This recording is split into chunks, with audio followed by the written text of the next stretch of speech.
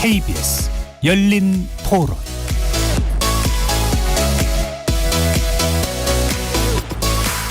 여러분 안녕하십니까? KBS 열린 토론 한상권입니다. 마약이 퍼져 있다라고는 뉴스 기사에서 나오니까 그리고 계속적으로 지금 유통이 되고 있을까 그런 문제이기 때문에 심각하다고 느끼고 있죠. 옛날에는 상상도 할 수 없이 요즘에는 젊은 층에서 너무 많이 클럽 같은 데서 뭐 이런 게 일어나니까 너무너무 걱정되죠. 최근에 압구정동 롤스로이스 사건도 결국에 이제 마약과 관련해서 일어난 범죄였으니까 좀 강력한 처벌로 진절시키는 게 가장 저는 중요하다고 생각이 되고요. 요새 어린 아이들도 마약을 많이 한다고 하는데 하지 마라 이렇게 얘기하기 전에 뭐가 문제고 왜 위험하고 이게 자기 자녀들에게나 자기 자신에게 어떤 피해가 오는지 이런 걸 좀 체계적으로 뭔가 학교에서 교육이 있었으면 좋겠어요. 이게 개인의 또 뭐 문제라고 볼 수 있는지 사회적으로 뭔가 시스템이 마련돼야 되는 거 아닌지 처벌을 강화해서 못하게 하는 게 우선인 것 같고 그 다음에는 관세청에서 이제 관세 통관할 때를 좀 더 강하게 해야 되는 거 아닌가. 거리에서 만난 시민들의 목소리였습니다. 여러분 어떻게 들으셨습니까? 지난해 우리 사회를 뒤흔들었던 화두 가운데 하나가 바로 마약이었죠. 서울의 학원가에서 청소년들을 대상으로 벌어진 마약음료 사건도 있고요. 대학교 교정에 버젓이 뿌려졌던 그 마약을 홍보하는 광고 명함, 그리고 도심 한복판에서 약에 취해서 운전을 하다가 귀한 생명을 앗아갔던 일명 롤스로이스남 사건 같은 이미 마약의 검은 그림자는 우리 사회 곳곳에 그 뿌리를 내리고 있는 것 같습니다. 실제 대검찰청의 자료를 보면은요, 지난해 1월부터 10월까지 적발된 마약 사범은 2만 2천 명을 훌쩍 넘어서 그러니까 전년도의 같은 기간보다 한 50% 가까이 증가한 수치를 나타냈습니다. 정말 심각합니다. 최근에 이노공 법무부 장관 직무대행이 이런 말을 했습니다. 2024년 신년사를 통해서 마약을 한 번 손대면 피해가 망신한다는 인식이 자리 잡도록 하자 이렇게 강조를 했는데요. 강도 높은 단속도 단속이고요. 치료, 재활의 확대도 함께 이야기를 했습니다. 오늘 열린 토론에서는 마약의 단속과 처벌을 넘어서 2024년 대한민국은 다시 마약 청정국가로 돌아갈 시스템을 마련할 수 있는가에 대해서 함께 생각해보고 의견 나누고 진단해 보도록 하겠습니다. KBS 열린 토론 지금 시작합니다. 살아 있습니다. 토론이 살아 있습니다. 살아있는 토론, KBS 열린 토론. 토론은 라디오가 진짜입니다. 진짜 토론, KBS 열린 토론. 네, 오늘 토론 함께 해주실 세 분 소개합니다. 먼저 마약 전담 검사 출신이시죠? 배한진 변호사 나오셨습니다. 네, 안녕하십니까. 배한진 변호사입니다. 안녕하십니까. 마약 과학 분석의 권위자이십니다. 전 국립과학수사연구원 원장을 지내신 정의선 성균관대학교 교수 나오셨습니다. 네, 안녕하세요. 정의선입니다. 반갑습니다. 마약 중독을 극복하고 이젠 다른 중독자들의 재활을 돕고 있는 분입니다. 마약 중독 치료센터 인천 다르크 최진묵 센터장 모셨습니다. 네, 안녕하세요. 최진묵입니다. 반갑습니다. 열린 토론 우리 시민 여러분들과 함께하고 있습니다. 문자로 참여하실 수 있는데요. 샵 9730으로 의견 남겨주시기 바랍니다. 정보 이용료가 있습니다. 단문이 50원, 장문은 100원입니다. KBS 모바일 콩과 유튜브를 통해서도 무료로 참여하실 수 있습니다. KBS 1라디오의 모든 프로그램 유튜브에서도 함께하실 수 있습니다. 많은 관심과 참여 기다리고 있겠습니다. 지난 몇 년 사이에 마약 관련 범죄, 마약 관련 사건, 사고 보도를 통해서 무척 많이 접합니다. 숫자가 현실을 말해주고 있는데요. 과거 마약 청정국의 기준이 그러니까 전체 인구 10만 명당 20명의 마약 사범, 그러니까 비율로 말하자면 0.02%였는데 올 여름에 저희 KBS 탐사보도부에서 19세에서 69세의 성인 5천 명을 대상으로 조사한 결과 3.2%가 의학적 용도 외에 다른 목적으로 마약류를 사용했다. 충격적인 조사 결과가 나왔습니다.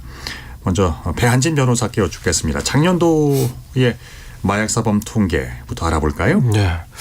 저희가 이제 마약 통계를 보니까 2015년에 처음 1만 명을 넘은 이후에 이제 꾸준하게 마약 사범 통계가 증가해서 네. 2022년도에 18,000명을 넘어섰고 올해는 이제 뭐 한 해가 아니라 1월부터 10월까지 적발된 마약 사범이 22,393명으로 지금 통계가 잡혔습니다. 그리고 네. 이 수치가 작년 동기 대비 47.5%가량 증가한 수치로 사실 암수 범죄율까지 고려를 한다면 그 마약 사범의 수는 더 증가했다고 보시면 됩니다. 그리고 압수된 마약류의 그 분량 역시도 올해 10월 기준으로 압수된 전체 마약류가 이제 909kg인데 지난해 압수량 804.5kg보다 뭐 훨씬 많은 또 압수량이었습니다. 그러니까 마약 범죄의 확산 정도도 뭐 이런 그 임계치 같은 게 있는가 보죠. 네. 어느 순간을 어느 기준치를 넘어가면서 이런 그 마약 범죄를 우리가 많이 접하게 되는데요. 그러니까 아까 그 이제 올해라고 표현하시는 것이 이제 2023년도 기준이신 맞습니다. 거죠. 네. 예. 우리 마약 중독 치료 재활센터를 운영하고 계신 최진묵 센터장님도 어떻습니까? 현장에서 이런 그 도움을 필요로 하는 사람들의 증가세를 느끼세요? 뭐 제가 느끼는 뭐 체감적 온도는 굉장히 높다고 보시면 됩니다. 그러니까 뭐 3, 4년 전에 비하면 하루에 전화 오는 양은 뭐 4-5배? 가족, 당사자 이렇게 한 4-5배 정도 오는 것 같아요. 그러니까 15통에서 20통 정도가 도움을 청하는 전화다. 그러니까 굉장히 높아졌다고 보시면 됩니다. 과거 그러면 이제 몇 년도 정도를 기준으로 할 수 있을까요? 뭐 21년, 22년 정도 보시면 될 것 같습니다. 2, 3년 사이에 네네. 부쩍 증가를 했군요. 근데 또 중요한 건 다 대부분이 20, 30대라는 거죠. 그러니까 그 중독자 중에 만성화된 중독자들은 대부분 다 교도소에 있다고 보시면 돼요. 네네네. 계속 이제 재발, 그러니까 재범이죠. 네네. 재범을 계속 범죄를 저지르면서 다시 교도소를 가는데 현재 지금 이제 막 약을 시작한 초기 사용자들인데 이런 20, 30대가 굉장히 많이 늘었습니다. 그렇군요. 용기 있는 선택이네요. 정말. 그렇죠. 그러면 정일선 교수님의 시각은 어떠십니까?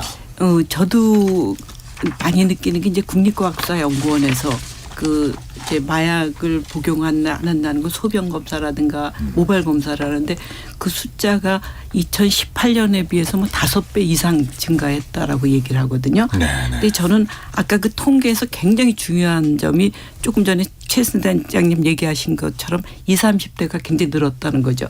그러니까 한 5년 전 비교했을 때 보면 지금 비율이 한 50%가 넘는다는 거거든요. 그러니까 그게 한 5년 전만 해도 그렇지만 않았거든요. 네. 그러니까 60대, 40대, 50대 그대가 그 비율이 됐었는데 완전히 역전이 됐다라는 그런 점이 아주 굉장히 저는 중요하다는 거고 10대의 비율이 많이 높아졌다라는 거고 그다음에 저는 사실은 여성들 비율이 높아졌다는 것 때문에 저는 굉장히 좀 우려가 되더라고요. 여성들 비율이 높아졌고 여성들 중에서도 보면 10대의 어린 나이였을 때 그때 10대들이 많았다는 점도 굉장히 우리가 한번 생각해 봐야 될 점이 아닌가 싶어서 그런 점들에 대해서 이 통계가 그냥 숫자만 증가가 아니라 그렇게 취약한 부류들이 있다라는 거 생각해야 되고 또 외국에서 온 외국인들이 또 굉장히 많이 늘었다는 것도 또 한번 우리가 생각해야 될 점이고 그래서 그런 점들을 조금 우리가 생각해 보는 게 아주 중요한 포인트라고 생각이 듭니다. 그러니까 마약 범죄에 있어서도 연령층, 계층별로 분포하고 있는 그러니까 이런 것들도 어떤 의미가 내포하고 있는 의도가 있겠죠. 그 외국과 비교했을 때 지금 우리나라의 그 구성 비율은 어느 정도인지 궁금해지는데요. 우리나라 같은 경우 지금 재범률로 따지니까 35% 6% 정도 나오는데요. 선진국의 같은 경우는 우리나라는 아직 그 유병률을 따져본 적이 없어요. 그러니까 재발하는 확률, 다시 약을 하는 확률을 한 번도 집계한 적이 없는데 선진국 같은 경우 65%에서 75%가 재발을 한다. 이렇게 해서 유병률이 나와 있거든요. 그런데 지금 기소유예를 받는 친구들 재범률은 35%지만 기소유예를 받고 다시 처벌을 받는 비율이 거의 한 70% 가까이 되는 걸로 알고 있어요. 굉장히 높아진 거죠. 그런데 초범들을 제가 기소유예 교육이나 어떤 교육장에 나가서 보면 교육을 받는 친구들의 80%는 20대라고 보시면 돼요. 네네. 10대들은 그 안에 잘 들어오질 않거든요. 교육을. 그러니까 굉장히 어린 나이의 친구들이 마약하는 수가 늘었다. 이거는 확실한 것 같습니다. 굉장히 우려가 되는 거죠. 일상으로 말씀하시죠. 이 옛날 같으면은 40대, 50대, 60대 이런 분들이 주로 그 뭐 60% 70% 비율을 차지했는데 지금 20, 30대가 뭐 60% 가깝게 된다라는 거는 정말 젊은 사람들이 앞으로 그 약물에 노출될 가능성이 굉장히 크다는 거죠. 그렇군요. 그러니까 그 추세와 또 비슷하게 그러니까 20, 30대 특히 저 젊은 계층에서 재활하고자 하는 의지도 좀 더 강하게 나타나고 있는 것 같기도 하네요. 이건 만성 중독자들의 경우 이게 치료할 수 있다라는 질병이라는 개념조차 안 갖고 있는 건 맞는 것 같아요. 네네. 근데 20대, 30대들은 어떤 자기들이 약물을 사용하면서 끊어야 되겠다라는 생각을 하고 계속 이게 본인과의 싸움에서 질 수밖에 없는 게임을 하는 거거든요. 그러니까 질 수밖에 없는 게임을 하다가 어느 순간이 되면 그 막다른 골목에 딱 마주하게 됩니다. 네. 그때 비로소 이제 약물을 끊어야지라는 생각을 하는데 그때 도움을 청하게 되는 거고. 그러니까 확실히 20대들과 만성화된 중독자들하고에는 그 약물에 대한 인식 차이는 분명히 있는 것 같습니다. 예. 그러면 우리가 일상생활에서 그 평균적인 일반인이 내가 마약을 뭐 구매하겠다. 그러니까 특히 이제 그 마약을 이제 구매하고 그 유통에 이제 접촉을 할 수 있는 그러니까 이게 상당히 과거보다 단축되고 손쉬워졌다고들 하는데요. 얼마나 그럼 이제 마음 먹고 접근을 하게 되면 손쉽게 그 구입을 할 수 있게 되는 겁니까, 배 변호사님? 이게 텔레그램 마약방이라고 하는 그런 이제 그 마약 이제 유통 채널이 뭐 우후죽순처럼 이제 생겨났고 사실 그런 것들이 2030 마약 사범들이 이제 증가하는데 하나 또 이제 원인이 되는 것인데요. 왜냐하면 2030들이 아무래도 그런 휴대전화의 애플리케이션 사용이 익숙하다 보니까 뭐 사실 구글 검색해서 그 텔레그램 마약방의 이제 채널에 접속하는 게 어려운 일이 아니고 네. 그러면 거기 딱 들어가면 어떤 마약의 종류와 어떤 가격이 메뉴판처럼 이렇게 공개가 돼 있고 그다음에 구매하겠다고 하면 가상 계좌 번호를 알려주고 전자지갑으로 돈을 송금하면 그다음에 그 좌표를 얻어서 거기로 바로 이제 마약을 거의 뭐 30분에서 1시간 안에 이제 구매할 수 있는 뭐 그 정도로 간이하게 됐다는 것이죠. 1시간. 네, 맞습니다. 많네. 더 심각한 거는 이제 그 텔레그램 마약 그 집단들이 네. 점점 이제 기업화, 상업화, 범죄 단체화가 돼서 이 사람들이 이제 뭐 그런 마케팅적 요소도 되게 이제 가미를 해서 뭐 무상으로 마약 이벤트를 한다든지 네. 뭐 그런 다음에 권역별로 그런 딜러들을 뭐 선정을 해서 뭐 직원처럼 고용을 하기도 하고 굉장히 심각한 거죠. 그렇군요. 네. 그 텔레그램 같은 이제 그 사회 관계망 서비스 같은 경우는 초대를 받지 않은 이상 거기 이제 어떤 그 수사의 주체가 들어갈 수는 없는 거예요. 아닙니다. 그냥 뭐 검색하면 누구든지 들어갈 수 있고 뭐 거기에는 사실 수사기관 지금 수사하시는 경찰관 분들도 뭐 들어가 있는 걸로 알고 있습니다. 네. 그 이제 공개적인 마케팅을 할수록 검거의 확률도 더 높아질 때인데 그럼에도 불구하고 네. 우후죽순적으로 지금 늘어나고 있다는 말씀이신 맞습니다. 거죠? 그만큼 실무에서 이제 그 추적하는 것이 뭐 용이하지가 않기 때문에 그 검거를 이제 뭐 위험을 감수하고서라도 이제 돈을 벌려는 목적으로 그렇게 운영을 하고 있습니다. 보통 이제 우리에 대한 그러니까 우리가 갖고 있는 그 과거의 마약에 대한 인식은요. 일단은 뭐 단가가 상당히 비싸고 공급도 희소하고 해서 어떤 특수계층만 접근할 수 있는 제한된 사회악이다. 뭐 이런 생각들을 갖고 있었는데 이게 옛날 얘기가 된 거군요. 그러니까 지금 나이대가 어려지고 뭐 했다는 것은 어떤 단가도 상당히 저렴해지고 접근이 쉬워졌다는 뜻과도 같은 거죠, 센터장님. 이게 약물 사용자가 늘었다는 것은 접근 용이성이 굉장히 가까워졌다라는 거고요. 네. 본사를 해외에 둔 SNS나 인터넷 서비스에서는 우리나라의 그 법 영역이 거의 침범하지, 그러니까 도와주지 않기 때문에 그쪽에서 협조하지 않기 때문에 뭐 그들은 뭐 잡힐 거라고 생각을 안 하죠. 잡힐 거라는 생각을 하지 않는 상태에서 뭐 계속 이제 과거에는 개인 대 개인 거래할 때는 현금으로 거래를 했는데 가상화폐 거래를 하고 있고 뭐 지금 현재는 진짜 아까 바깥에서 잠깐 말씀드렸는데 피자 배달보다는 좀 빠르다. 내가 마약을 구하려고 하면 그 정도의 것이고 또 하나 저희가 조금 고민해야 될 부분이 이제 탐사보도 채널에서 어디까지는 그러면 이거를 취재를 할 거냐가 저는 생각을 해봐야 될 문제 같아요. 그 이유는 제가 상담하는 친구들 중에서 아주 여럿이 그런 채널을 보고 똑같이 따라 했더니 마약이 사지더라. 그 어느새 내가 잡혀 있더라 이렇게 사법기관에 이런 얘기를 듣게 되거든요. 네. 너무 뭐 무분별하게 너무 자세하게 알려주는 것도 이것도 좀 문제다라고 저는 생각을 합니다. 언론사가 특별히 그 언론사의 사명이라고 생각하는 부분들 중에 하나가 이런 모방 범죄에 대한 위험도 고려를 해야 될 네. 사안이라 아주 중요한 그 포인트를 짚어주셨습니다. 네, 저도 굉장히 동의하는 게 저런 점입니다. 그러니까 예. 언론에서 보도를 하면 모방 범죄라서 따라서 하게 되는 게 굉장히 많은데 예. 지금 이 텔레그램 뭐 이런 거를 통해서 사는 데 보면은 그분 거기서 요즘에 마약 종류가 한두 가지가 아니죠. 그 사람들이 굉장히 많은 종류의 마약을 그렇게 팔고 있고 그다음에 자기네들끼리 경쟁을 한다고 그러더라고요. 그래서 가격이 좀 더 싸지기도 하고 그래서 옛날 같으면 정말 아는 사람 아니고는 마약을 사고 팔고를 못했잖아요. 근데 지금은 그렇게 경쟁이 그 마켓이 이제 경쟁이 되고 가격이 싸지고 종류가 다양하니까 고를 수가 있게 된다는 점도 저는 굉장히 위험하다고 생각이 들거든요. 그런 마약들 종류가 우리가 지금까지 알았던 마약만 하더라도 부작용이 그렇게 큰데 또 새롭게 등장되는 마약들은 전혀 부작용이 어떤지도 모를 수도 있거든요. 그래서 그런 것들이 시장에 나올 수 있다라는 것도 아주 우려가 되는 점이고 아까처럼 정말 언론에서 너무 그런 걸 어떻게 되면은 살 수 있다라는 거를 보도해 주는 거는 굉장히 위험한 일이라고 저도 생각이 듭니다. 그렇군요. 그리고 이제 지금까지 알려져 있는 뭐 일반에 이제 인식되고 있는 경로라고 하면 마약의 경로가 뭐 여성들의 다이어트 약 뭐 이렇게 이제 얘기되어지고 또 클럽에서 어떤 뭐 데이트 마약 뭐 이런 그 범죄적인 경로로 만나게 된다고 하는데 보통 어떻습니까? 그 10대 청소년들이나 20대 청년들은 어떻게 처음 마약을 접하고 중독에 이르게 되는 걸까요, 변호사님? 일단은 10대, 20대 제가 이제 경험해본 만나본 그런 투약자들을 좀 분류를 해보니까 20대는 이제 제일 이제 크게 차지하는 비중이 오락 목적의 투약 비율이 굉장히 좀 일선에서 늘어나고 있다. 그러니까 클럽에서 내가 소위 말해서 뭐 이렇게 재미있게 놀기 위해서 일회성으로 마약을 투약하는 행위로 인해서 내가 이게 마약 중독자가 되고 더 큰 위험이 있을 거라는 걸 전혀 생각하지 못하고 그냥 술 기운에 이렇게 같이 친구들과 투약하는 경우가 굉장히 늘어났다는 거죠. 그런 점에서 그 굉장히 좀 경각심이 많이 떨어져 있다. 이런 생각이 많이 듭니다.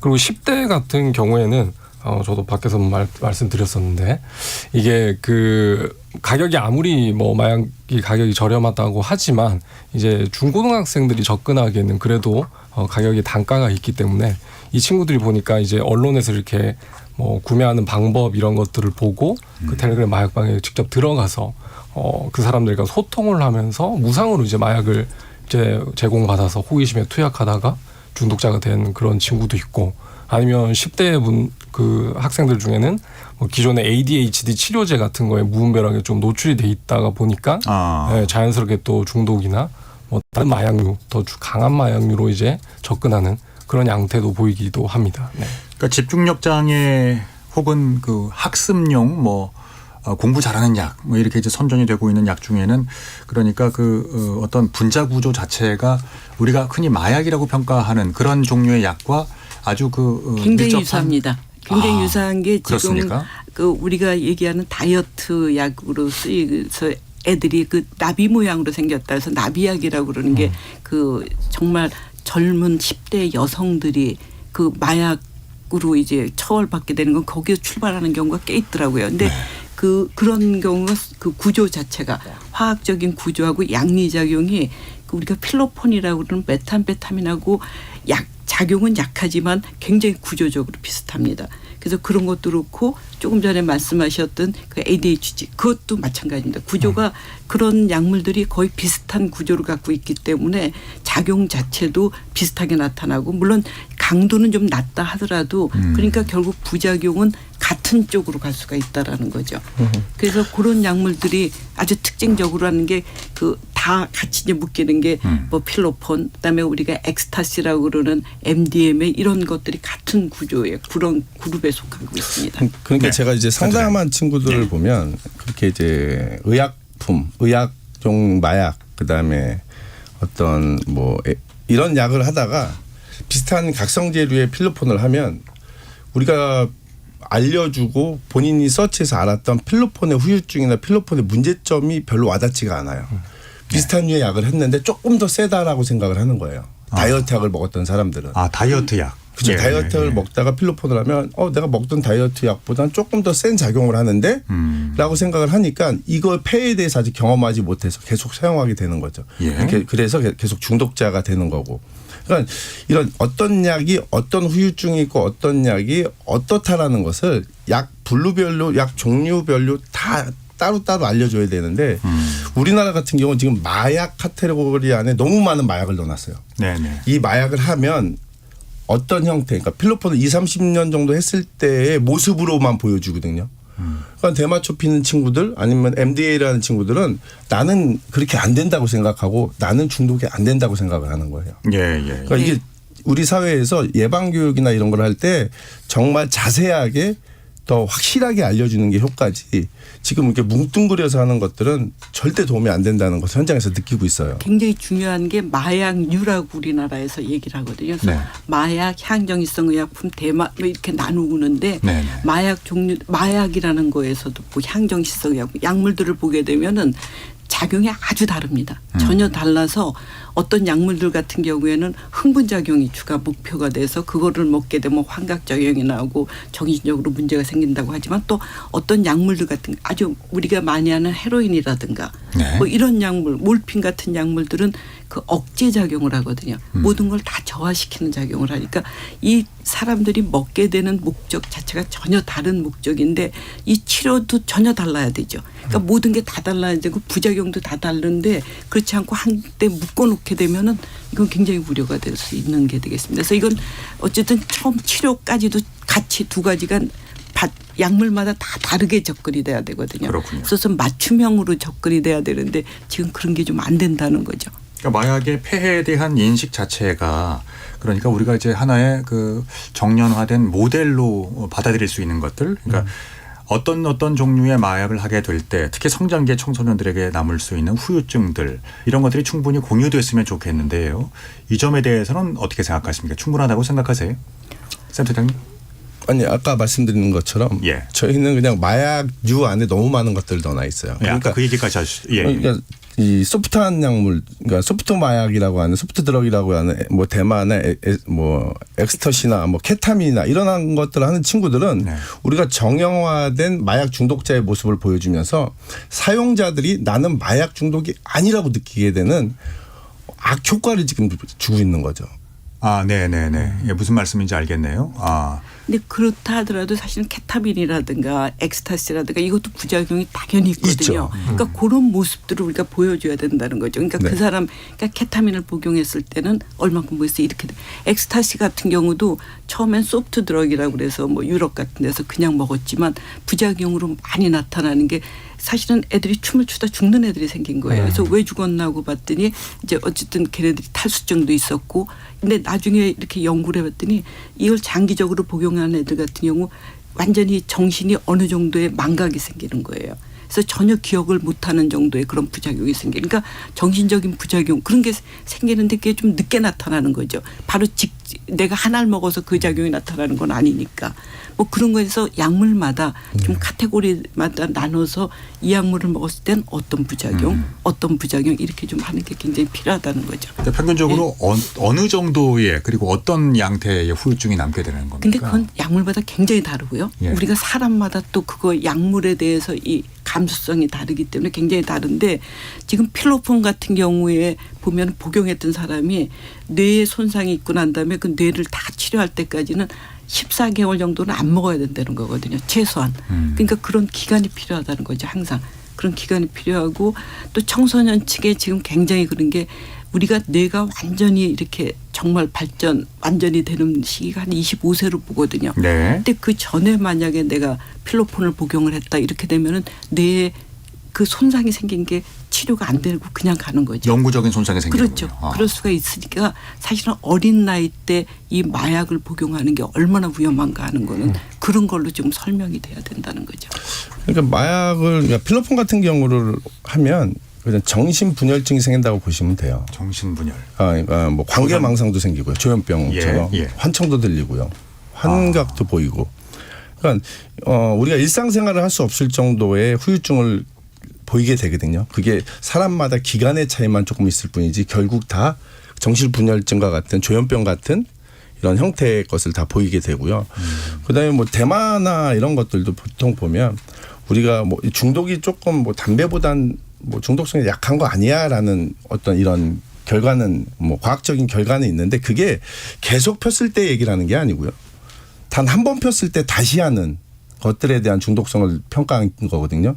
근데 그거는 우리가 대마가 만약에 접근 용이성 같이 그냥 뭐 우리 LG25시에 다 똑같이 담배 팔듯이 판다. 그럼 그건 완전히 바뀌는 결과가 나오는데 젊은 친구들이 그런 것들을 보면서 자기가 좋은 것만 서치를 해서 이건 괜찮은 거야 라고 생각을 하게 되는 거죠. 네. 연령대별로 소비되는 마약에 그러니까 마약 사범들이 주로 이제 손대게 되는 그 어떤 이제 양태가 있겠죠. 젊은 친구들은 어떻습니까? 현장에서 보면 이제 젊은 친구들은 이제 케미컬 마약이라고 그래서 필로폰, 그다음에 뭐 펜타닐, 헤로인 뭐 이런 것만 안 하면 돼라는 생각들을 해요. 20대들이. 이제 처음 시작할 때는 누구나 다 하드드럭부터 시작하지는 않고 소프트드럭부터 시작을 하는데 하다 보면 그 약이 나한테 주는 쾌감이나 그 약이 나한테 주는 보상이 적기 때문에 더 강한 약물을 찾아가는 거거든요. 근데 제가 그 친구들한테 물어보면 이렇게 얘기를 하죠. 그 친구들이 약을 하고 노는 거, 약을 하는 분위기 여기에도 중독이 돼요. 그러니까 약을 해서 도파민이 나오는 거에도 중독이 되지만 약을 하고 노는 분위기, 약을 하고 하는 행위 이런 것들에 대해서 중독이 되는데 그러다 보니까 이 20대들은 소프트 마약을 하면서 난 저 하드드럭만 안 하면 돼라고 생각을 해요. 그래서 어떻게 생각해 제가 그들한테 얘기하는 게 이렇게 얘기를 하거든요. 그렇게 사고하는 사고 방식의 문제다. 왜냐하면 하드드럭을 하는 친구들은 어느 시점이 되면 내가 이걸 끊어야 되겠다라는 그 한계가 와요. 그래서 자꾸 도움을 청하는데 이 소프트드럭 하는 친구들은 아예 그런 생각조차 안 한다는 거죠. 그러니까 끊기가 더 어려운데 자기들은 그게 중독성이 없다고 생각을 하고 살아가더라고요. 그러니까 파멸로 가는 길에 이미 들어선 거군요. 그런데 인식을 못 하고 있는 거죠. 알겠습니다. 이제 우리나라의 마약은 보통 이제 해외로부터 이제 유입이 되는 것으로 알려져 있는데요. 특히 이제 미국 같은 경우는 펜타닐 문제 아주 심각하더군요. 굉장히 심각하죠. 펜타닐 문제가 아주 심각해서 뭐 2021년 같은 경우 미국에서 그 약물 때문에 사망한 사람이 10만 명이 넘는데 그중에 7만 명이 펜타닐로 사망을 했을 정도거든요. 그게 굉장히 근데 이제 펜타닐 같은 경우는 우리가 몰핀이라고 그러는 게 굉장히 우리 마약 중에서 늘 아주 기본으로 옛날부터 그 아편에서 나오는 성분이 몰핀이거든요. 네. 아편 그러니까 양귀비꽃이 피고 양귀비꽃에서 만든 게 아편이고 아편에서 나오는 몰핀. 그래서 진통제로다 워낙 그게 좋기 때문에 뭐 약으로 지금도 쓰이고 있죠. 그래서 거기에서 만든 게 이제 헤로인이고 근데 어쨌든 몰핀보다 한 100배 정도 그 강도가 더 세요. 이 펜타닐이. 그다음에 펜타닐의 문제는 치사량이 2mg입니다. 2mg이면 우리가 연필 끝으로 다 이렇게 했을 때 그 정도 양밖에 안 되거든요. 정말 작은 양으로 치사를 할 수가 있기 때문에 그 펜타닐에 대한 문제가 굉장히 심각하죠. 근데 미국에서는 사실 지금 펜타닐이 그게 생긴 게 어떻게 만들어지느냐면 중국에서 원료가 나서 멕시코로 간다는 거거든요. 그래서 멕시코에서 그게 만들어져서 미국으로 간다고 그래서 그 불법으로 만들어지는 펜타닐이 거의 미국은 문제가 되는데 아직 우리나라는 그래도 좀 다행스러운 게 합법적으로 만들어지는 펜타닐을 그러니까 보통 암 말기 환자라든가 진통 효과로 쓰이는 약물들이라서 패치라고 그래서 우리가 이렇게 붙이는 거 있거든요. 피부에 붙이는. 네. 그러니까 그런 것들을 학생들이 남용하는 게 이제 문제가 되고 있죠. 그래서 사실은 합법적으로 만든 거는 그래도 좀 나은 게 제약회사에서 만들었으니까 이게 양이 얼마인 줄을 아는데 불법으로 만들어진 거는 굉장히 문제가 크거든요. 그건 불순물이 어떤 게 들었는지도 모르고 어떻게 만들었는지도 모르는 그런 게 있어서 그런 것들이 정말 국내에 들어오지 않게 하는 게 지금 아주 저는 가장 필요한 일이라고 지금 생각이 들고 있습니다. 우리나라 같은 경우는 일선에서 이렇게 그 사건을 통해 보면 이제 그런 미국같이 이제 가루 형태의 펜타닐이 뭐 유통되는 그 적발 사례를 찾기는 어렵고 이제 병원에서 패치 형태로 이제 처방받은 것을 이제 오남용하는 형태로 많이 적발이 되고 있거든요. 그렇군요. 그래서 그런 그런 투약자들 사이에서는 속칭 이제 뚫리는 병원이라는 어떤 특정 업체, 특정 병원의 한 의사한테 뭐 장기적으로 이제 처방을 받아서 그걸 이제 유통하는 형태로 나타나고 실제로 최근에 그 중앙지방법원에서 재판이 열렸던 사건을 보면 한 의사가 한 환자한테 304회에 걸쳐서 4,826장 그 펜타닐 패치를 처방을 해서 이건 도저히 이제 의료 목적이 아니다라고 네. 평가해서 1심에서 징역 2년이 선고된 사례도 있었는데 그만큼이 사실은 이런 거는 의사의 어떤 그런 처방에 있어서 양심의 문제와도 좀 관련이 있는 것 같다는 생각이 듭니다. 그 의료 윤리와 관련된 그 네. 사안들 방금 말씀하셨지만은 그 도덕적으로 좀 그 더 엄격해야 할 그 의료기관이나 의료진이 이렇게 마약류의 처방을 남발하는 문제는 근래 와서 더더욱 그 좀 많아진 것 같습니다. 사례가. 맞습니다. 네. 우리나라 같은 경우 의사에 대한 국민들의 신뢰는 뭐 판사님이나 어떤 목회자들보다 훨씬 더 높은 것 같아요. 네. 그게 이제 국민들이 신뢰를 준 신뢰를 몇몇 그 무분별하게 처방하는 그 의사들 때문에 이제 전체 의사들이 욕을 먹는 지금 뭐 상황까지 왔는데요. 네. 근데 이거는 이제 국민들이 알 권리를 국민들이 조금 더 의사한테 처방받을 때 뭐 질문할 수 있는 교육이나 이런 것들도 좀 생겼으면 해요. 그러니까 우리가 의사가 어떤 처방을 해주면 이게 내가 먹는 약이 어떤 약인지 어떤 작용을 하는지조차도 모르는 채 그냥 먹거든요.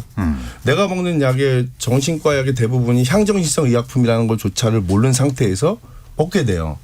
근데 국민들이 알아야죠. 내가 먹는 약이 중독성이 있고 의존성이 있다는 것 자체를 알려주지 않은 상태에서 처방을 하거든요. 그 양자 간의 차이는 어떻게 되는 겁니까? 그 향정신성 의약품과 마약은 어떻게 다른 거예요? 일반적으로 이제 그 마약이라고 속하는 건 이제 신체적인 의존성이나 정신적인 의존성 이런 게 이제 생기는 건데 네. 아주 쉽게 말하면 그런 것들이 크게 생기는 게 마약에 속하는 거고 그보다 조금 더 작용이 낮은 게 향정신성 의약품에 속하는 거죠. 근데 향정신성 의약품에도 종류가 많아서 아주 의학적인 용도로 쓰지 않는 게 있습니다. 아주 의학적인 용도로 쓰지 않는 거 있고 그다음에 의학적인 용도로 조금 쓰이는 게 있고 그다음에 이제 그 밑에 가면 신경안정제 같은 경우는 의학적인 용도가 높은 거죠.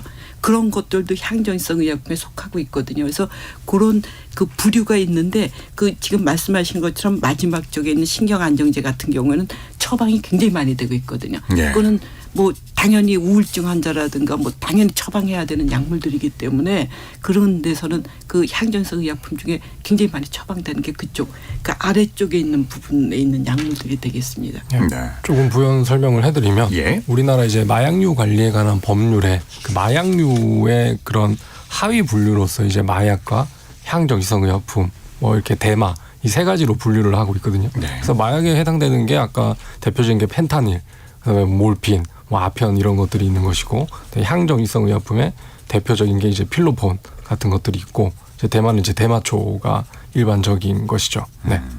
그럼 그 향정신성 의약품이나 그 약용으로 쓰이는 이제 이런 그 마약류라고 하죠. 그러면 이런 그 마약류 약품의 관리 시스템에는 문제가 없을까요?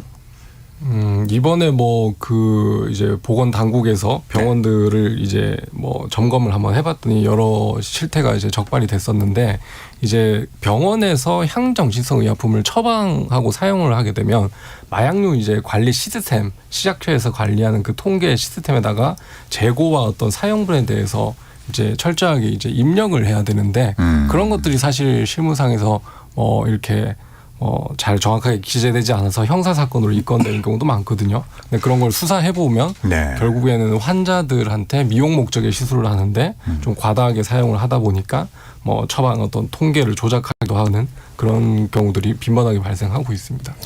우리가 그 식약처에서 확인할 수 있는 거는 급여로 처방 받았을 때는 확인할 수 있고요. 네네네. 그다음에 비급여로 자신의 돈을 다 내서 처방을 받으면 이중 처방도 현재 되는 상태입니다. 그건 자료가 안 남아요. 그죠. 비급여로 하는 것들에 대해서는 식약처에서 확인을 못 해요. 그렇군요. 그래서 비급여로 그러니까 의료용 마약 쇼핑이라고 하는 것들이 대부분이 비급여로 받는 거죠.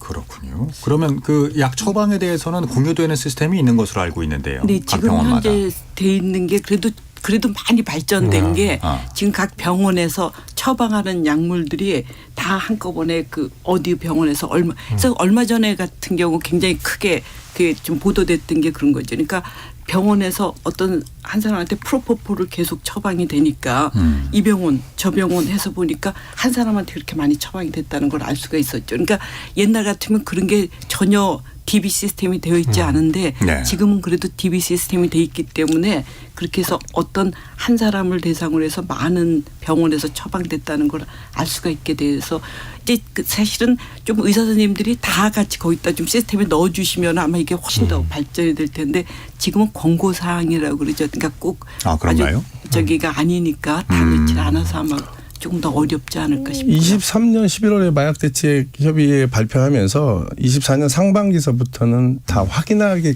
거를 이제 네, 권고사항이 아니고 의무사항으로 바꾼다고 나가긴 했습니다. 좋죠. 네, 그러면 안쓰러우네요. 굉장히 달라질 겁니다. 네. 그 참 아이러니한 부분인데요. 그 마약류 의약품을 관리하는 그러니까 의료진이 가장 중독에 취약할 수도 있다는 지적이 제기가 됩니다. 감사원 얘기인데요. 2018년부터 최근에 이제 한 5년 사이에 의사 면허가 취소 혹은 정지돼서 그러니까 자격이 이제 상실된 의사 1,082명 가운데 264명이 몰래 마약류 의약품을 처방하는 뭐 이런 그 행태를 포함해서 3,500건 이상의 무자격 의료 행위를 한 것으로 파악이 됩니다. 그러니까 본인이 본인한테 처방을 해서 이렇게 장기간 그 과다 투여를 하기도 하는 모양입니다. 이런 사례들도 분명히 이제 해결돼야 될 문제점 중에 하나네요. 그렇죠. 그리고 프로포폴 같은 경우가 보면은 의료진들이 많이 스스로 복용을 해서 또 사망한 사건도 꽤 있었습니다. 그래서 그렇군요. 가까이 있기 때문에 그분들이 더 노출될 가능성이 크고 위험성이 좀 있다는 그런 게 되겠습니다. 알겠습니다. 그 아까 이제 말씀 도중에 그러니까 이런 사례들이 꽤 있을 것 같습니다. 아마 많지 않을까 싶은데 그러니까 일부러 그 처음부터 향정치성 의약품을 찾는 사람들도 있을 수 있겠으나 처음에는 내가 지금 처방받는 의약품이 마약 성분이 있는 줄 모르고 접했다가 어떤 과량으로 이제 복용을 한다거나 하는 과정을 통해서 자기도 모르게 중독이 되는 경우도 있을 수 있지 않을까요? 네, 그게 대표적인 게 이제 그 수면제 계열인 졸피뎀 이것도 이제 향정신성 의약품 라목에 해당되는 엄연한 마약류인데 네. 뭐 병원에 정신건강의학과에 가서 잠이 안 온다고 하면 손쉽게 이제 졸피뎀을 처방을 받으면 그게 처음에는 한 알 먹어도 잠이 잘 오지만 기간이 경과할수록 2알, 3알 점점 이제 복용량이 늘어나게 되죠. 네. 근데 현 마약류 그 관리 시스템상 처방에는 제한이 있기 때문에 그러면 이제 더 많은 처방량을 받기 위해서 지인의 인적 사항을 도용한다든지 이런 범행을 통해서 또 더 과다 투약, 그다음에 또 다른 마약으로 또 접근하게 되는 이런 일들이 빈번하게 발생합니다. 신분을 이제 위장하거나 도용한다면은 이거는 뭐 병원으로서도 사실 어렵겠네요, 적발이. 네.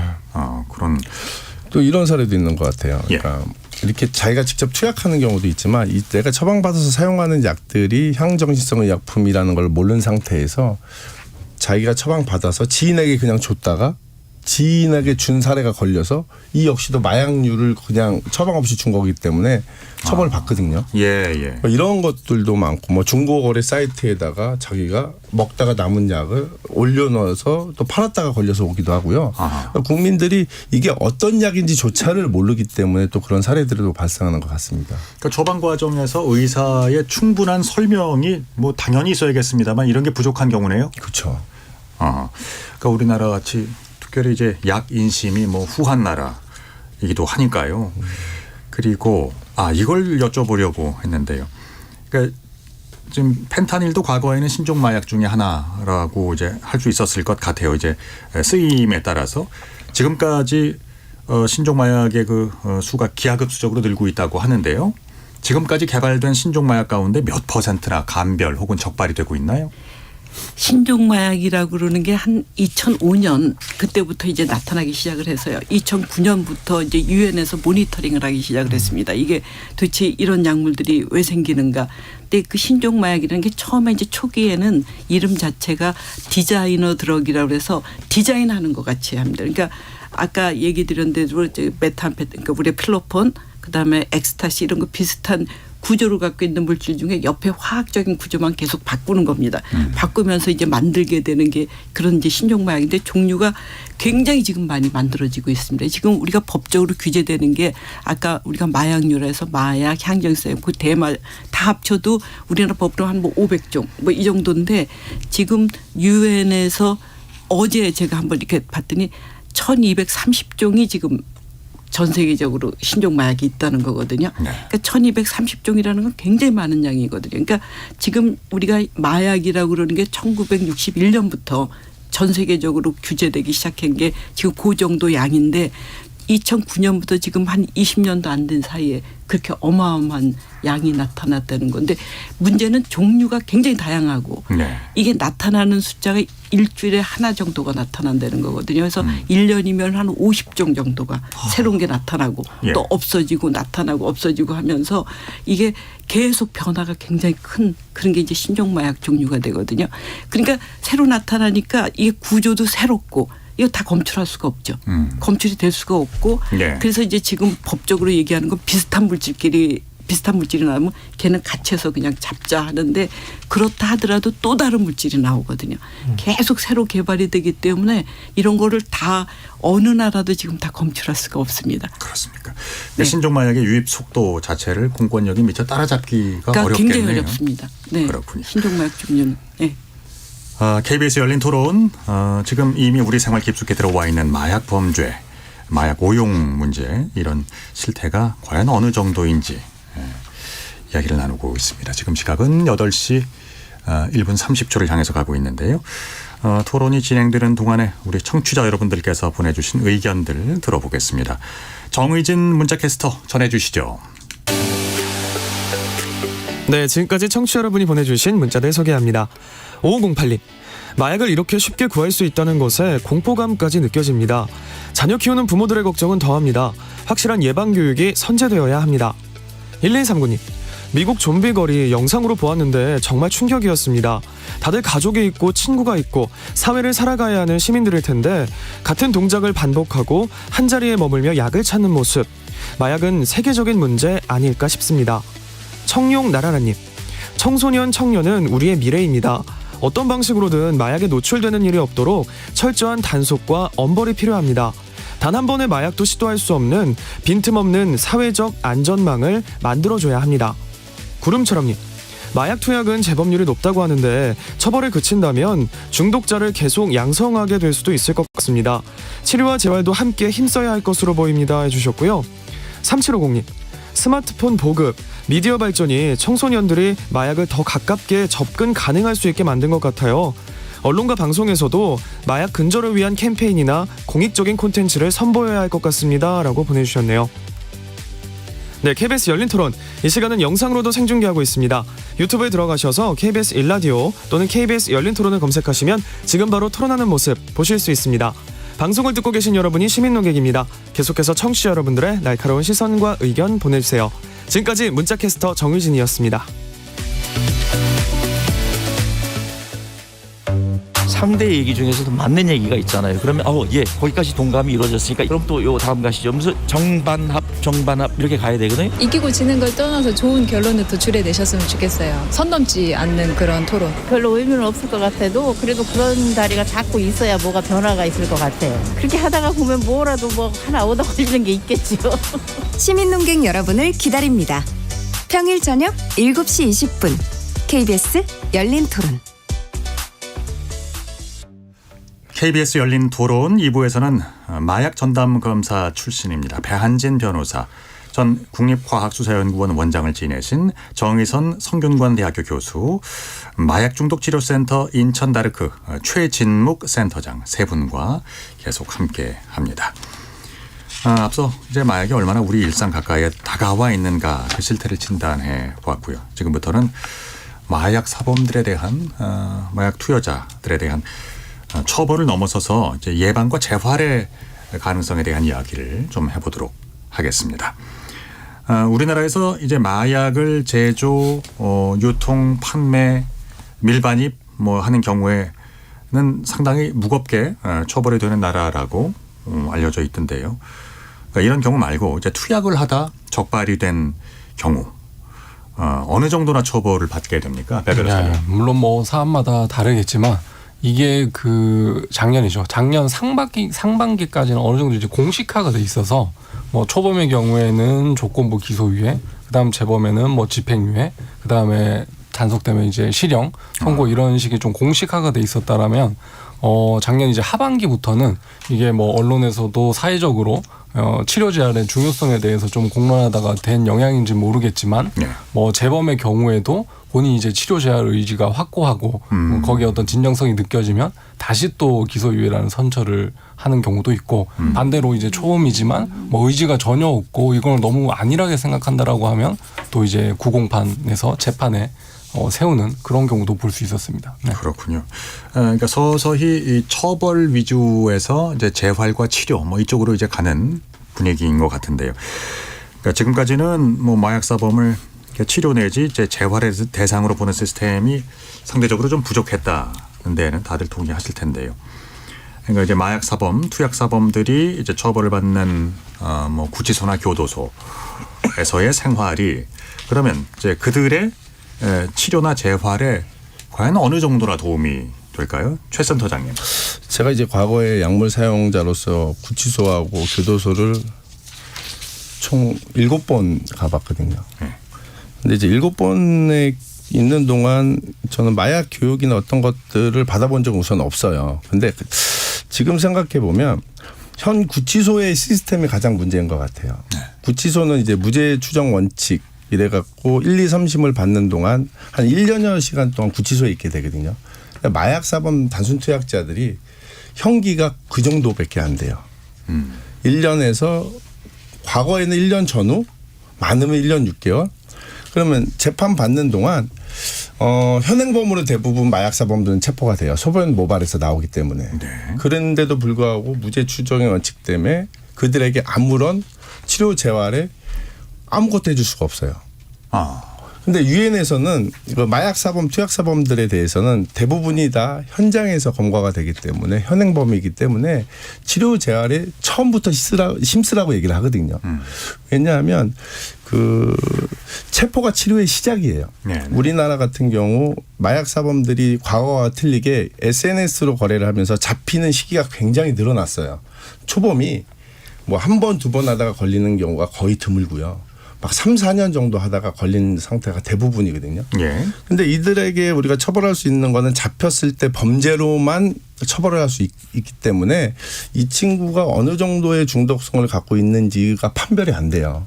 근데 사실 딱 잡혔을 때 중독이 어느 정도 됐는지만 판별이 된다면 치료 재활 세팅 안에 들어갈 수 있는 기회를 굉장히 많이 넓게 할 수 있거든요. 현재 뭐 좀 전에 배 변호사님께 말씀하신 것처럼 뭐 기소유예를 받았을 경우도 치료 조건부 기소유예라는 게 또 있어요. 근데 현재는 98% 정도가 이제 그냥 교육 조건부 28시간 정도 교육받는 걸로 끝나는데 중독 상태만 확인할 수 있다면 얼마든지 이 치료 재활에 뭐 잡히는 순간 치료 재활 세팅 안으로 들어갈 수 있는 어떤 시스템을 마련할 수 있을 것 같아요. 근데 현재 교도소에 있는 현재 구치소의 시스템으로는 치료 재활의 도움보다는 아무래도 그 마약 사범들이 다른 범죄자에게 마약을 또 알려준다고 해서 마약 사범들끼리 모아놓거든요. 그러니까 저 역시 처음에 교도소 갔을 때 구치소 내에서 저는 그냥 아주 단순 투약자라고 대마피다가 들어갔는데 거기서 필로폰 하는 형들 알게 되고 그러니까 인천에 살던 제가요. 전국에 마약을 하는 형들이 생긴 거예요. 한 번 들어갔다 오면. 그러니까 현재 시스템에서는 도움을 받는다기보다는 더 악화된다고 보시면 되죠. 현재는 그러면 그 교도소 내나 이제 구치소 내에서 갱생 프로그램은 전무한 거예요?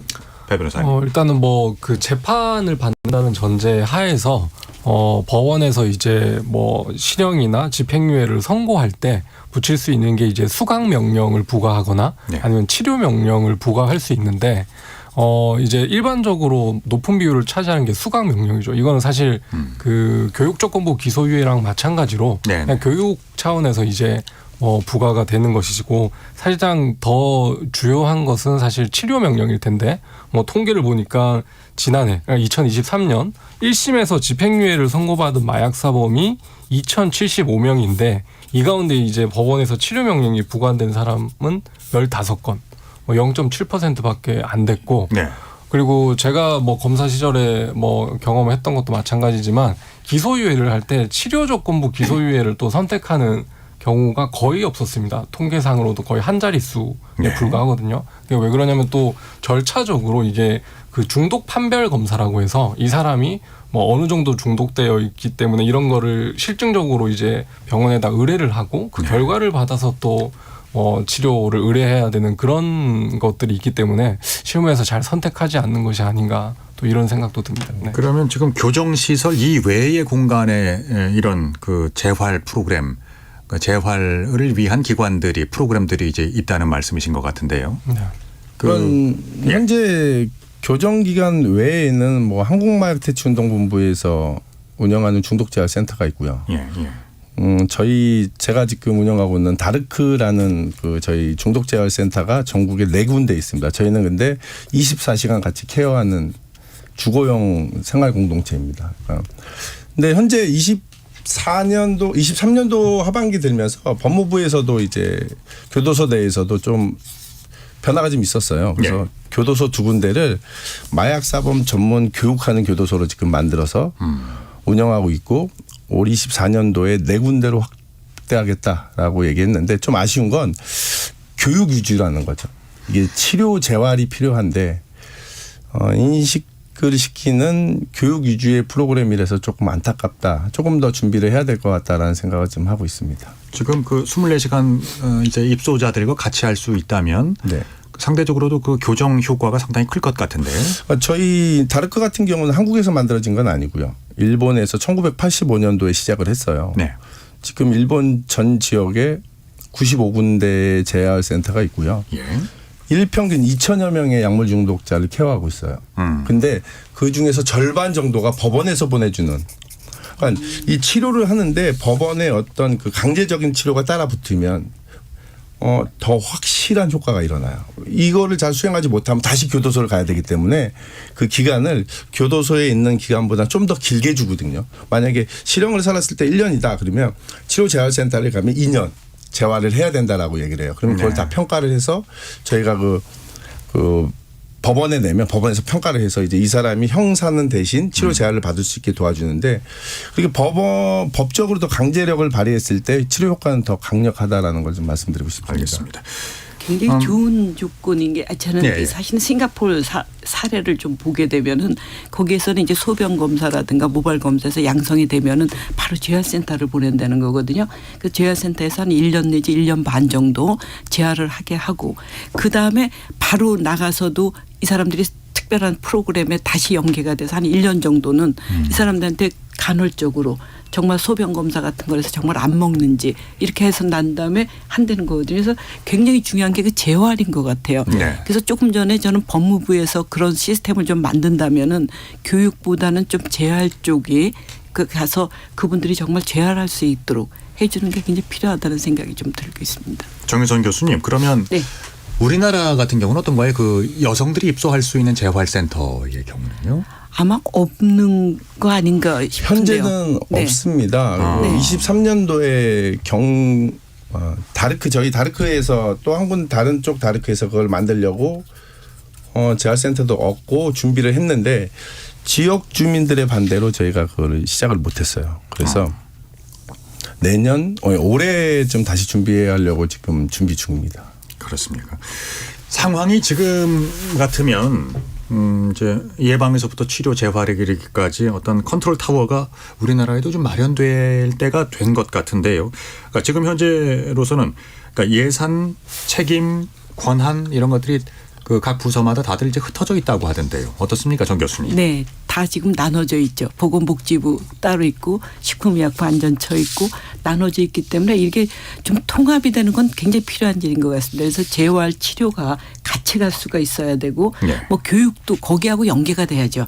연계가 돼야지 효과가 나는 거지 한쪽 따로따로 했을 때 서로 융합하는 힘이 없어지니까 저는 통합하는 게 아주 필요하다는 생각을 하고 있습니다. 수사와 뭐 검거는 법무부. 치료는 어디? 복지부입니까? 지금 복지부가 돼 있죠. 재활은 식약처인가요?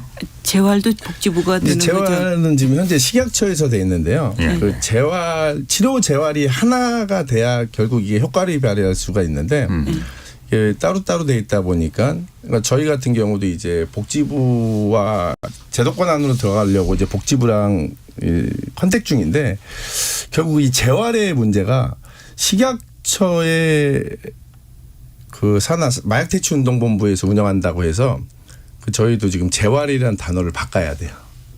그 단어 때문에 기재부에서 예산이 똑같은 예산을 줄 수 없다 이렇게 얘기를 하는 것 같아요. 근데 사실 치료 재활은 복지부에서 하는 게 맞죠. 근데 지금 치료와 재활이 같이 가야 되죠. 같이 가야죠. 예. 과거에 식약처가 이제 복지부 산하에 있을 때 그때는 별 문제가 없었던 거예요. 근데 식약청으로 가면서 치료와 재활이 분리가 된 거예요. 근데 과거에는 같이 있었던 거죠.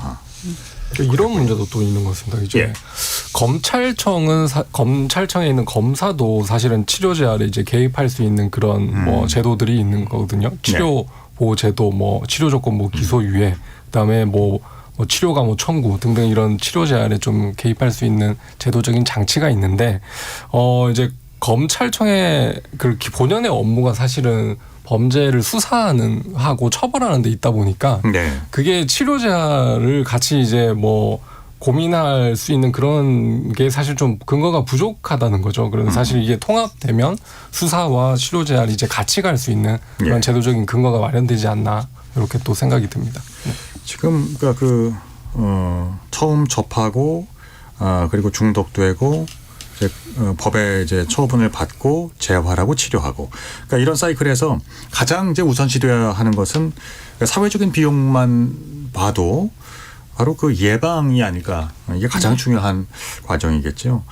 그러니까 정부 재원이 들어가는 일인데 그러니까 지금 그 예방에 들어가는 예산, 치료에 들어가는 비용, 그러니까 중독 후의 치료 차이가 어마어마하죠. 그렇죠. 그게 아주 중요하게 이제 발표된 게 미국의 발표가 있죠. 미국에서 그 발표한 거 보면 예방에 1달러를 지금 우리가 투자를 하면은 나중에 치료라든가 뭐 여기에 관련되는 거 18달러의 돈을 절약할 수 있다라는 거거든요. 그러니까 그 18배라는 거 굉장히 큰 거죠. 그래서 지금 이제 마약 정책이 보면은 그러니까 수요 억제, 그러니까 공급 억제가 이제 우선적으로 해야 되겠죠. 공급 억제는 우리나라에 들어오는 마약이 없어야 되고, 그러니까 수사기관에서 단속 잘하고 뭐 이런 게 굉장히 필요한 일이고, 그다음에 치료 재활을 하는 그 수요 억제 쪽이 이제 같이 가는데 사실은 무엇보다 중요한 건 예방이 되겠습니다. 예방을 잘해놓으면은 이런 것들이 다 작아질 수밖에 없죠. 포션이. 그래서 그 예방 쪽에 제가 보기엔 아주 필요한 게 지금 우리 금연 좀 우리가 캠페인이요? 늘 캠페인 하던 것처럼 이것도 학교 교육에서 좀 들어가서 학교 교육에서 정말 전문적인 교육 좀 받은 분들이 교육을 하면서 예방 교육을 할 수 있으면은 굉장히 좀 효율적이지 않을까 하는 생각을 지금 하면서 요즘에 저는 예방을 굉장히 강조를 하고 있습니다. 예, 센터장님. 우리나라 같은 경우 지금 아직도 예방 교육을 공포 마케팅 하거든요. 마약은 인생 끝 하면 안 된단 말이야. 뭐 이런 식의 뭐 예방을 하는데요. 그게 아까 우리 정 교수님 말씀하신 것처럼 우리 담배 같은 경우 요즘에 보면 노담 이렇게 해서 어떤 딱 그 한 단어로 그냥 끝나잖아요. 그러니까 캠페인도 그런 형태의 캠페인이 돼야 되는데 우리는 너무 공포 마케팅만 하고 있는 거죠. 그러니까 이런 광고들이 효과가 지금은 거의 없다라고 보시면 돼요. 마약 광고에 대해서는. 공익 광고에 대해서는. 어떤 접근이 필요할까요? 그러니까 이렇게 좀 유쾌하고 이게 우리가 너무 무섭게만 다루는 거죠. 근데 지금 현재 10대, 20대들은 마약의 생각을 이렇게 무겁게 생각을 안 하거든요. 근데 무섭고 무겁게 다루는 것들은 그냥 법무부에서 하면 될 것 같은데 이런 것들을 예방하고 홍보하는 식약처 이런 곳에서 하는 것들은 그런 형태는 조금 맞지 않는다. 조금 더 참여할 수 있는 이런 것들을 만들어야 될 것 같습니다. 그리고 예방의 그 교육의 중요성을 강조를 하다 보면 뭐 일각에서는 그게 또 모방 범죄로 또 뭐 모방 범죄를 증가시키지 않겠냐는 그런 우려를 표하기도 하지만 그런 방법론의 문제일 뿐이라고 저는 생각을 하거든요. 그래서 마약의 어떤 정확한 특징과 그다음에 그 부작용에 대해서 정확하게 이제 지식을 전달을 하면 청소년 입장에서는 이게 마약이라는 거를 지득을 하고 이걸 내가 투약을 했을 때 어떤 결과가 발생하는지 알기 때문에 충분히 예방 효과가 있다라고 저는 생각을 합니다. 예. 아까도 이제 다크웹, 뭐 텔레그램, 뭐 이런 이제 온라인상의 그 마약 해외 직구, 뭐 이런 것들을 이제 관리할 수 있는 어떤 국가적인 그 국권력의 뭐 인력 시스템 이런 것들은 지금 충분한지 모르겠습니다. 많이 부족하다고 생각을 합니다. 청취자 여러분께서 그 밀수, 이제 해외에서 국내로 들여오는 마약이 어떻게 이제 단속되는지는 잘 모르실 수 있는데, 이제 바다 아니면 공항을 통해서 이제 마약은 들어오게 되죠. 그래서 통상 이제 관세청에서 그런 항구와 그다음에 공항을 통제를 해서 이제 단속을 하게 되는데, 지금까지의 사실은 그 마약류 단속은 항공기 편을 통해 들어오는 국제 우편이나 여행객들이 이제 수화물을 가지고 오는 그 마약류 단속에 사실 집중이 돼 있었지, 그 항구를 통해서 대량으로 들어오는 마약류는 사실 첩보가 없으면 이제 단속이 어렵거든요. 실제로 근데 세관에서는 그런 항공기를 통해서 들어오는 마약류의 적발이 용이하기 때문에 거기에 이제 대부분 이제 단속 인원들을 배치를 하고 있는데, 사실 기술적인 문제도 물론 있겠지만은 그런 항구를 통해 오는 마약류 단속에 더 사실은 집중을 해야 되는 것이고, 제가 통계를 찾아보니까 그 관세청에서 통관 검사 인력을 2023년에 원래 이제 2019년에 105명이었던 단속 인원을 179명으로 이제 증가를 시켰는데도 여전히 단속에서 굉장히 좀 애로를 겪고 있다라는 말씀을 많이 하시더라고요. 그런 거 보면 이제 점점 더 이제 단속 인원들을 사실 늘려야지 그 국내로 이제 유입되는 거를 실질적으로 막을 수 있다. 이렇게 생각을 합니다. 모든 하늘길, 뱃길, 육로 다 합쳐서 이 물동량을 세밀하게 검색 통제한다는 거 사실 쉽지 않은 일이죠. 굉장히 어렵죠. 네. 쉽죠. 지금 현재로서는 그렇습니다만 하여튼 인력이라든지 시스템 보강이 필요한 건 현실이고요. 또 과학기술의 또 발전도 굉장히 필요합니다. 그러니까 사실은 이렇게 보게 되면은 우리가 이게 마약인지 아닌지 확인할 수 있는 그런 기술이라든가, 또 마약을 정말 복용한 사람에 대해서 판단할 수 있는 기술력이라든가, 이런 기술력이 함께 가는 게 저는 굉장히 필요하다고 생각이 들거든요. 제가 그래서 여쭈려고 하는데요. 네네. 정희선 교수님께서 진단 키트를 만드셨습니다. 이게 이제 어떤 용도예요? 제가 그걸 하게 된 게 이제 버닝썬 사건 때가 이제 출발이었는데요. 이렇게 음료수 중에 누가 여기서 약물을 타서 줬을 때 사실은 전혀 모르는 사람들이 그걸 마시고 문제가 생기거든요. 그러니까 보통 보면 이제 그 마약에 의한 범죄, 마약에 의해서 이렇게 유도되는 범죄들이라고 우리가 얘기를 하는데, 보면은 성범죄가 많이 있고요. 그다음에 마취 강도 같은 것도 그 사건으로 다 생길 수가 있고, 좀 심한 경우는 지난번에 강남에 있었던 사건처럼 여기다 집어넣고 상대편 음료수를 음식점에 있는 여자고벌이 먹고 사망을 할 정도니까 살인 사건에도 관련되고, 또 대치동에서 있었던 사건도 마찬가지죠.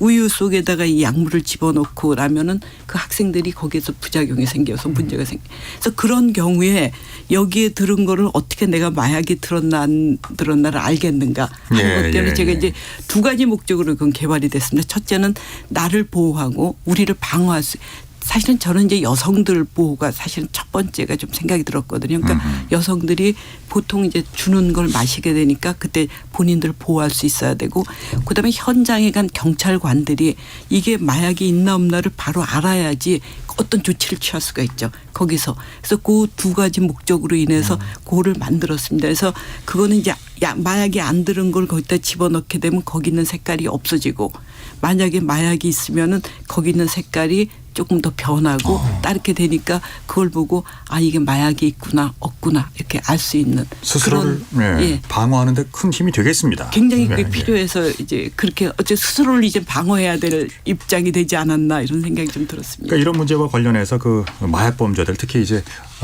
남에게 모르게 이렇게 투약을 시키는 경우 봐도, 그러니까 이런 쪽은 더 처벌이 강화되어야 되겠다, 이런 부분들도 있지요. 네, 맞습니다. 그게 기존의 이제 양형 기준상 당연히 이제 남몰래 이제 마약류를 사용을 하게 되면 처벌하는 규정은 있었지만 일반적인 그런 투약과 이제 법정형에 있어서는 차이는 없었거든요. 근데 이제 앞으로 법 개정을 통해서 이제 상대방이 모르게 이제 몰래 이제 투약을 시키는 경우에는 더 엄하게 이제 처벌해야 될 필요가 있습니다.